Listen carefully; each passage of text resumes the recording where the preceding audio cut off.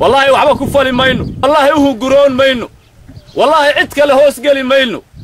تلالا دول بهانته برحالا aan cid kale hoos tagin waxaan ahay waxba ku fali mayno kulanti wacan oo wanaagsan daawadeen meel kasta adduunka ka joogtaan waa barnaamijkeena Dhambaal TV oo aalaaba idinka yimaada wadamada Saudi Arabia wadanka Ingiriiska Buuhoodle Taleex iyo inta kale ee gobolada reer Khatmo maanta oo kale oo Khamiis ah oo Jimco soo galay waxaan idin soo qaadanaa dhacdooyinkii ama waxyaabihii ugu dambeeyay ee ka soo baxa deegaanada reer Khatmo maanta waxaan idin soo qaadanaynaa ama khadka telefoonada dadka ugu talagalnay inay kaga qayb qaataan dhacdadii ugu dambeysay madaxdii reer Khatmo ay ka qayb gashay shirkii ka dhacay Qardho halkaas oo dad badani ay ku dhaliileen ayna sheegeen ay yiraahdeen maxay ka dooneen madaxdu iyaga dadka hogaaminayay ma iyaga hubsan bay Qardho u dhaqaaqeen waa qaybteeda labaadna waa shirka la sheegay ama dhici doona bisha koodeeda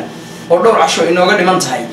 iyo sida uu dhici doono iyo sida loogu talagalay iyo shacabweynaha reer Khatmo waxay ka aaminsan yihiin ama wixii fikrado ay u soo jeedinayaan daawadayaal barnaamijkan waxa idin daadiyay anigoo ah Cawil Ismaan Jaamac Cawil Cagaare wuxuu idinka yimaadaa stuudiyaha Dhambaal TV ee bariga Saudi Arabia ee magaalada Al-Khobar daawadayaal imika waxa si toos ah khadka telefoonada ugu jira telefoonno fara badan laakiinse daawadayaasha waxaan ku codsanaynaa markay barnaamijka la socdaan inay meelaha buuqa badan ka baxaan TV-yadan iska baqtiyaan si ay noola socdaan barnaamijka waxa uu quseeyo khadka ugu horeeya ee telefoonka ee nasiibka u yeeshay maalinteedii labaad in aan ku soo dhaweyno aanu eegno assalaamu calaykum calaykum assalaam aad baan ku maqlaynaa meesha joogtid iyo magacaaga والله waxaan joogaa Sacuudiga waxaan sharqiya khawr baan kala soo hadlayaa waxaan salaamayaa idinka iyo bahda TV-ga iyo nimankii barnaamijka wada aad iyo aad baan idin salaamayaa marka hore marka labaad waxaan salaamayaa ummadda reer Khatmo meel ay joogtaba dalka dibadiisa iyo gudihiisa hambaliyaan u dirayaa masaddexaadka waxaan salaamayaa qabaqaabiyayaasha iyo ragga wada shirka Taleex iyo simada mutacalimiinta iyo siyaasiyiinta hawlwadeennada shirka Khatmo tiriya ka socda Taleex iyo guud ahaan ummadda reer Khatmo maqlaysaa si wacan baan ku maqlaa waxa weeye walaalayaal waxaan ku leeyahay ummadda reer Khatmo meel ay joogtaba waxaa looga baahan yahay isku duubni midnimo iyo difaaca dalkooda iyo dadkooda waxa weeye arrin wadana joogta insha Allah billahi kariim waxaan rajaynaynaa inuu shirka Khatmo Taleex ee goboshiisa Taleex uu guuleysto qabsoomo waxa ummadda reer Khatmo meel ay joogtaba dibadii gudubada ka socota waa fuujarkoodii mustaqbalka ummadda wuxuu shirka ka soo baxa waana la taageerayaa waana taageersanahay marka waxa weeye waxaan kala doonayaa inaan arrin halkan ka yiraahdo arrintaas arrintii maalintii waftigii Khatmo ee ka qaybgalay shirkii boqor burhaan ee ka dhacay magaalada Qardho anagu taasiirada iyo miidiyaha kala soconay waanu ka xunahay sida loo magacday wufuudii reer Khatmo ee ka qaybgashay shirka dadka siyaasadda lagu kala qaybsanaado maamulada lagu kala qaybsanaado laakiin meesha laba boqol baa taala dadka lagu yiri lagu macsuumay loogu yeeray haddana siyaasad baa loo adeegsaday aad iyo aad baan uga xunahay waftigii reer Khatmo ee simada iyo waxgarabka reer Khatmo ee casuumada ka qaybgalay iyagoo xiriiraya ameegaya magaca guud ee ka dhexeeya dadka walaalaheeda ee gobolkaasi uu ka soo jeeday iyo sidii markii dambe loola dhaqmayo arrintii maamulka Puntland iyo siyaasiyiinta ay adeegsadeen arrin siyaasada waxaan u sheegayaa ummadda reer Khatmo waxaana si fiican baan u dhageystay waxaan ku soo dhaweynaynaa maamulka gobolada waqooyi ee Puntland annagu walaalayaal nahay laakiin Puntland ma yihiin Khatmo la yidhaahdaa dhulkeeda waynu ognahay maamulka leenahay maamul ahaan baynu kaga qaybgalnay laakiin waxa weeye arrintii siyaasad baa loo adeegsaday meesha siyaasad ma ahayn waxa golaal dhaqan oo gobol lagu gobrayo lagu calaamad saarayo aad baan uga xumahay wixii halkaa ka dhacay odayaashii reer Khatmo ee magaca eeday ee ka qaybgalay iyagoo siyaasadda ku kala qaybsanayo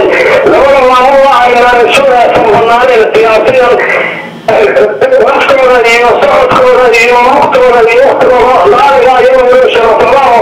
waqti xasaasi lagu jiro u waay iyo qaabkii noloda way xaalkooda ka sinayna way nafta anaga nafteeda ku xansinayna waxaan kaloo sheegaya ummadda reer Khaatumo عملية عملية وقديمة على كحية حطينا الخصوصة من مثل والجسد التفارق اللي هي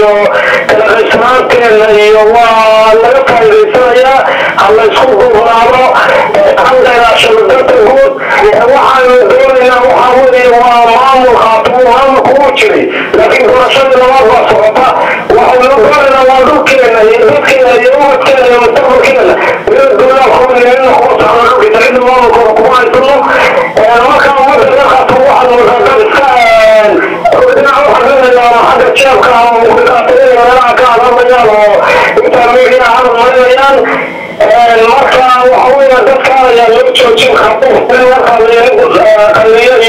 iyo maamulka gobolka ayaa mid loo yeelayso waxaa shirkiga uusana waxaa sugaas waxa kale waa baarlamaankii waxa ku ciyaara waa doorashadii madaxweynaha iyo madaxweyne ku-xigeenka maamulkuna wuu shaqaynayaa beesha caalamkuna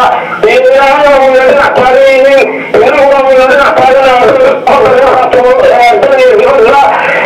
وحاول يسكتوا مننا مدحيان يقاطعوا سردان كذا مدحيان منك خاطروا في بين المعمول علينا يحيى ربي بنا سياسيين تميز الجبتة وحاول بدأنا ما سردان كما مصر خاطروا إنه مستقبل كعوة كينا وبداية يا معنا بيدنا مع الخليج أما قراءة ذكرة أما يسمى كان معنا بيدنا ونحن بمدل إسقايا ليش هذا السنة يمر على الوحدات اللي هذا السنة أما مين لا كان ضياء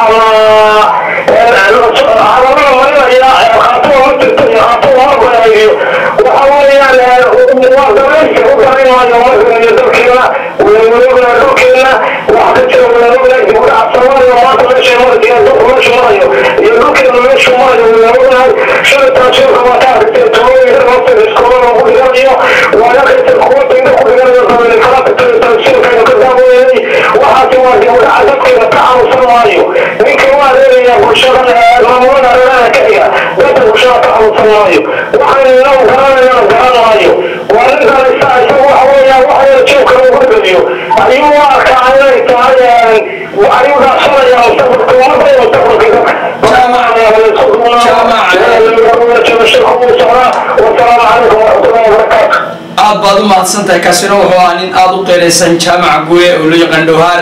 aad ma hadsantahay aad baan kaaga mahad celinaynaa daawadayaal iminkana waxaa si toosa khadka ugu jira Mustafa oo ka yimi dhawaan dibadda ka yimi Mustafa soo maqli maysid inuu ku maqla si toosa ku maqla ku soo dhawo barnaamijka Dambal TV iyo oraahda ka horanaysid inta qardho arrimaha iyo shirka Taleex aad u mahadsantahay waa ku salaamaya adiga iyo dhammaan bahda Dambal TV iyo sida Ismaaciil Aftaagi adiga dhamaantiin wada salaamaya haddii aan fikirkayga ka dhigto arrinta ku saabsan booqashadii dhawaan ay madax dhaqameedka reer Khaatumo qaar ka mid ah iyo madaxweynaha iyo maxay tahay xubno ka mid ah golaha jiitanku ay ku tageen magaalada Qardho markii hore waxay ku tageen dabcan casuumaad rasmiya sidaan xogta ku hayno ay ka heleen beesha cali masaarka qabsanaysay oo ka dhashay boqorka meesha lagu buqreeyay dhaqankana way ku jirtaa oo inagu waxa weeye dad dhaqan leh baynu nahay oo Soomaalida dhaqankeeda ku jirtaa in haddii madal dhaqameed lagu casuumo aad maxay ahayd ka qayb gashay inaga wala maxay sidaan xogta ku hayno madax dhaqameedka reer Khaatumo iyo madaxda reer Khaatumo way casuumeen waa laga ajeeyay casuumaadii ay u fidiyay ayagu soo codsadeen laga soo qayb galo cali masaarkooda oo la sharfo taasina waxa weeye reer Khaatumo sharaf ay u ahayd inay walaalahood oo maxay tahay ka codsaday inay ka soo qayb galaan cali masaarka ama aan xubka boqorka in ay maxay tahay ajiibaan oo ka qayb galaan waajib ay ahayd si wanaagsan baana maxay ahayd looga jawaabay codsigoodii laakiin nasiib darro xaggii iyagu casuumaad fidiyay ayaa waxa ka dhacday نوع من الخيانة أما يجو تشدد يدوران هكذا هذين لكن وحنا ورين كرنا ماشي ملاش على مسار كهيدو حيسوب الدسم على العباد inkastoo shacabka reer Khartoum badankiisu markii horeba ay ka soo horjeedeen oo ay markii ay ogaadeen dadka badankiisu midiya ka maqleen in reer Khartoum madaxdoodii iyo maamulkoodii iyo waxgaradkoodii iyo garaadada ka qayb galeen ay dad badan oo anigu aan kamid ahay ay arinta ay diideen haddana waxa weeye wax qalada oo maamulka iyo madax dhaqameedka reer Khartoum ay arinta ku lahaayeen ma jirto waayo waa la casuumay walaaltinimo iyo maxay ahayd daaroodnimo iyo hartinimo ayaa lagu ajeeyay casuumadoodii iyagaas wixii foolxumo meesha ka dhacay mas'uulka ninka waxa weeye gurigiisa martida loo yahay gurigiisa foolxumada ka dhacday isagoo un baa foolxumada fadhiya arinta kale aan jecelahay inaan ku darsado oo arinta inta markaa kaga gudbo qodobka aan jecelahay inaan ka hadlo waxa weeye ninka madax dhaqameedka reer Khartoum waa sida wararku sheegayaan warbaahinta madaxa banaana lagu faafiyay in uu maanta ka sheegay Taleex in nolol reer Khartoum loo dhigay ay taalo magaalada Qardho isla markaana lagu magacaabay sida uu sheegay laga soo xigtay guddi nimankaas miliyada gobolka u dhigana maamulka waqooyi bari ee Puntland ay dhigayaan ay soo dirayaan guddi ay soo dirayaan reer Khartoum oo ku soo wajahan Taleex arinta waxaan ka oran lahaa hadii ay jirto ninka madax dhaqameedka hadalka sheegay isaga u taala waxba isaga hadalkiisa ka jawaabayno laakiin hadday run tahay oo maxay tahay guddigaasi ay ugu soo foolayeen guddi xaqiiqo raadina maaha xaqiiqada la raadinayana ma garanayno reer Khartoum maaha gobol kamid ah Puntland meesha loo soo diray guddiga Garowe iyo Gaalkacyo Boosaaso maaha waa guddi hadii ay jirto waxaan u arkaa guddi waa fidna la soo tuuray oo fidna wadayaal ah waa guddi la doonayo maxay ahayd inay kala firdhiyaan reer Khartoum ay dambex dhigaan waa guddi maxay ahayd loo soo dhiibay fikir laga soo abaabulay guriga gaaska maamulkaasi guddigaasi in la qaabilo iyo in la soo dhaweeyo iyo in lala hadlo iyo in loo ogolaado inay deegaanka Khartoum soo galaan midna ma mudna in meeshooda lagu hortago balaayo meeshooda lagu daniyaa in meeshooda laga hortago loona sheego amaankooda ayaan la sugi karin cidina ay soo dhaweeyeen way daawadayaal markasta waxaan idin xasuusinaa wixii barnaamijyo ama wixii email inaad emailka shaashada saaran aad loogu soo dirtaan waayo anagu waxaan idinka ballan qaadnay inaan fariimihiina u gudbino shacabweynaha kale aan idinla fikirka ahayn waxa dhici karta in aad markasta iyo goor kasta aad heshaan wararka ugu muhiimsan khadba ku jira alo salaam alaykum عليكم السلام ورحمة الله وبركاته. دنبال تي في بان كوكو سو دويننا مغاعاغا iyo meeshad ka soo hadlaysid. عزبانيين سلام يا سلام تحسان السلام عليكم ورحمة الله وبركاته. مجعيكم عبد السلام محمد فارح واحد شوغا مكة مكرمة وعبد السلام waxaan malaynayaa maalin kasta barnaamijkayga inaad ba nasiib oo yeelateen khadka telefoonka nagu heshin. wanaagsan oo soo dhaweynana anaguna عزبانيين سلام يا عبد العياري يو إسماعيل هذه عزبانيين كلها تقريبا يا بغشة وبغل وحان أنا كثر الإنسانية شفتها على الإنسان حتى وحن وهم بدين كمان شعبك سوريا ثاني عين قال شفت كثرة عزمت في الجزائر كاهي طريق أصبح وفر حتى وانا سرد وينيا فأنت كذبه وعربائي عن حسه فرصة يعني وانا كثر اللي صاحبي وقتها أو إنسان ونقلتها عبد السلام أبا ربط أننا كوكوسو دويننا مانتا وحان وطلق إيميل الله صدرتي إن أتري وحن روايلات وندقو إن كانس ليسيو ولو دنبال تي في وإيسيو ما دام أنا لايف أن كوكو هلين أنا كوكو ريسانو أنا أدو وحان كوكوسو دويننا وقتك أدو قابسانيا البرنامج كاغا نوسو قد بيسو بس أن كوشيو برنامج كان أنا كوكو طلق وأرنتي قرادة أما يسمدو أما مدح الخاتم أيوادين شركة كدعاي قردو إيو شركة كسعودة تلاع labada barnaamij haddii aad wax ku darayso iyo haddii kaleba waxaan jecelahay inaad soo dhawayso waqtigaagas aad noo soo gaabiso aad iyo aad baan idinku mahadcelinayaa qoladiina ilaanka waana aadna waa idinku faraxsanahay gaar ahaan saaxiibka ismaaciil aftag oo ninka bood ah oo aan aad u jeclahay yaa salaan ugu celinayaa salaan labaad haddaan ka gudbo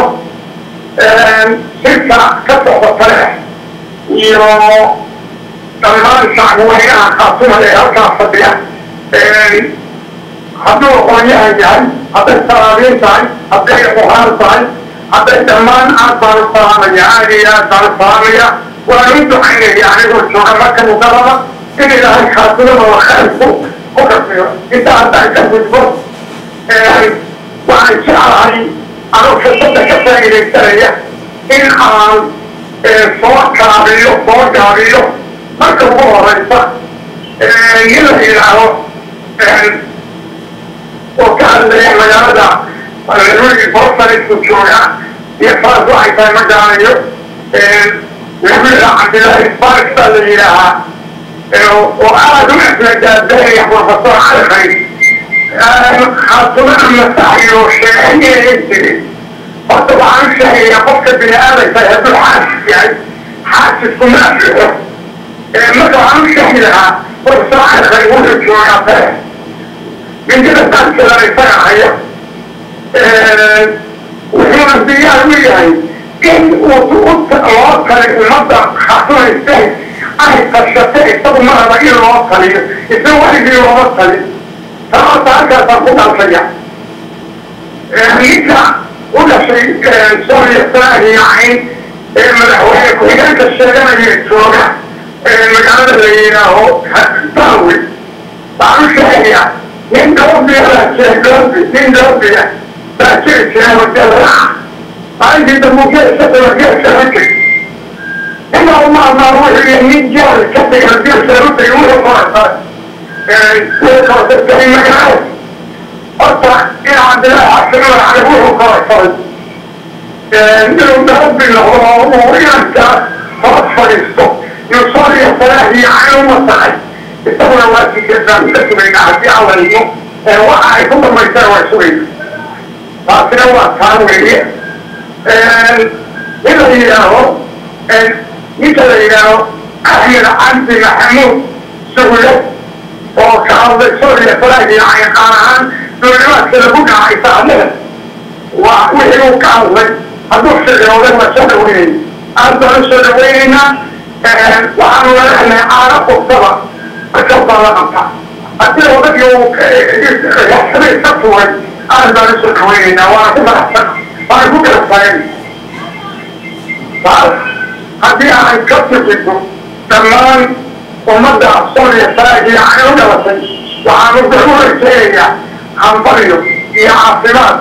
iyo midnimo wanaagsan ayaan u rajeynayaa mukasoogaan u ducaynaya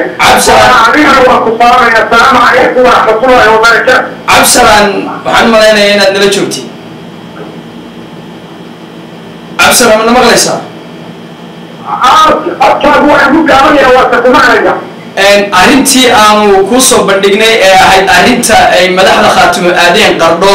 arrintaa iyada maxaad ka oran lahay arrintaas waa runtii aad baad u mahadsan tahay 100% waana idinku mahadcelinayaa qoladiina ciyaanka arrintii qardho ee salaadiinta iyo aqoonyahanka iyo wasiirada iyo madaxweynaha khaatimo ay aadeen sidii markii dambe loola dhaqmay uu mas-uulka ka yahay ninka sheeganaya horjoogaha puntland ama galmud fasiya ka soo jira waxaan u sheegaynaynaa annaga salaadiin naga daali mayso laakiin waa isu naala ka xunaay si sharafka wanaagsan iyagu way u qaabileen madaxdayadii waajibkoodii bay ka baxeen laakiin anoo ka heleexaya siday madaxdayadu noo sheegeen waxay yahayd waxaanu aad iyo aad ku faraxsanay inaynu ku guulaysanay shirkii aanu tagnay aniguna sidaas soo dhan u raacay والسلام عليكم ورحمة الله وبركاته aad baad u mahadsantahay kaasina wuxuu cabsalaan haydeen oo isagu markasta challenge u hela siduu khadka telefoonka nagala qaybgeli lahaa aad baanu kaaga mahad celinaa cabsalaan daawadayaal khadadka telefoonka aad bay u fara badan yihiin balse waxaan maanta ugu talagalnay inaanu aan isugu badan khadadka telefoonada waayo email badan baa yaala dadku waa qayb telefoon kaga soo qayb gasha qayb email kaga soo qayb gasha iyo qaybna daawataba markaas anaguna waxaan u taaganahay saan idin qancin lahayn email aad fara badan baa maanta yaala aan soo wada qaadan karin laftigooda emailka ugu horeeya ee waxaan noo soo diray nin la yiraahdo xoosh oo isagu aad nooga mahad celiyay anaguna mar labaad waanu ka mahad celinaynaa emailka kale xiga isaguna waxaan noo soo diray Axmed Jaamac isaguna waano iyo isagu arrimo gaar ah bixiyay isaguna aad baan uga mahad celinaynaa Maxamuud Cabdiraxmaan Geele oo isagu noo soo diray qoraal dheer iyo dambaal ama gabayba gabayga diraadis waxaan u maleynaan email aad ka aragteen website-da gabay oo loogu magac daray tugsi laguma taajiro marka gabaygaas wuxuu quseeyaa arrimaha ama dadkan u shaqeynaya maamulada dhinacyada inaga xiga markasta iyo goor kasta waxaan leenahay horta aad baan idin soo dhaweynaynaa gabaygaasi waa gabay aad u qeyr badan tugsi laguma taajiro yani waa maxay waxaad adigu leedahay ama hanti aad leedahay unbaad wax ku qabsan kartaa ama wax ku noqon kartaa marka gabayga markaanu dhuuxnay ama aanu sii indhaynay waxaanu ka fahamnay gabaygaasi waxaad uu qirayaa in waxaad adigu shaqaysatid ama aad haysatid inaad wax ku noqon kartid laakiin nin aad barida ama nin aad hoos fadhiisataaba inuusan marnaba aadan waxba ka dhergeyn waayo waxay gacmahaaga ayaa biyo lagaga dhergaa emailka xiga waxaa noo soo dirtay gabdho fara badan baa isku xiga Faaduma Cali oo iyadu joogta Suudaan oo iyadu hambalyo diraysa Caasha yar oo iyaduna joogta laftigeeda Norway Axmed Cali oo isagu jooga Ingiriiska lama soo koobi karo emailada naloo soo diray laakiin badankood waxay u badan yihiin hambalyo maadaama uu yahay qaybtiisii labaad ee barnaamijka Dambaal TV oo aan maanta soo Jimco ah oo khamiis ah oo Jimco soo galayo aan idin soo gudbinayno markasta iyo goor kasta fikradiina iyo taladiinu waa noo muhiim ummadana waa muhiim waayo waxa dhici karta waxaad idinku qofka shakhsiga aaminsan yahay haddii dadka kale uu u soo bandhigo waxa dhici karta qofka kale ee idinka midka ah ee aaminsan inuu maamulka u shaqeyn karo waxa dhici karta in markuu akhristo maqaalka ama fikirka aan u soo gudbino in uu markasta soo rijoco anagu markasta Dambaal TV waxaan ugu talagalnay isagoo bari hore cod ahaan bixi jiray maanta aan ugu talagalay aan idinku soo gudbino emailada aad noo soo dirtaan inaan ummadda reer Khaatuum aan u soo gudbino anagu markasta haddaan nahay Dambaal TV waxaan isku daynaa sidii aan isugu keenayn ummadda dad badan baa arkayeen Dambaal TV waxaan moodaa inuu dad taageerayo anagu ma taageerano cid markasta anagu waxaan u taagnay midnimada reer Khaatuum ama midnimada reer SSC ama midnimada ummadda reer la isku yiraahdo gobolada SSC siday u midoobi lahaayeen dadka ay u shaqeynayaan oo midoobi lahaayeen waxaad fikradaada ka shaqaysiisaa aqliga ah muxuu isagu kugu diidan yahay oo ah inaad isaga oo aad u noqotid madax laakiin si aad adigu yeelaysaa inaad u noqotid nin hoos taagan fikradaada ama aqligaagu waa inuu shaqeeyaa markasta barnaamijkeena maanta waxaan ku soo gabagabeynaynaa inta wixii fariin ana emailka halka saaran ama shaashada saaran baad nooga tegaysaan markasta waxa idin ka soo gudbiya bariga Saudi Arabia anigoo ah Cawl Cismaan Jaamac Cawl Cagaare midda kale Ismaaciil Aftaag oo isagu si toos khadka inagala socdayna waxaan leeyahay aad baan anaguna kugu soo dhaweynaynaa waxaan idinkaga tagayaa sidaa iyo kulanti dambe wallahi waxba ku fali mayno wallahi uu guroon mayno wallahi cid kale hoos gali mayno talada dhulbahante ee baraxala ee aan cid kale hoos tagin waxaan ahay waxba ku fali mayno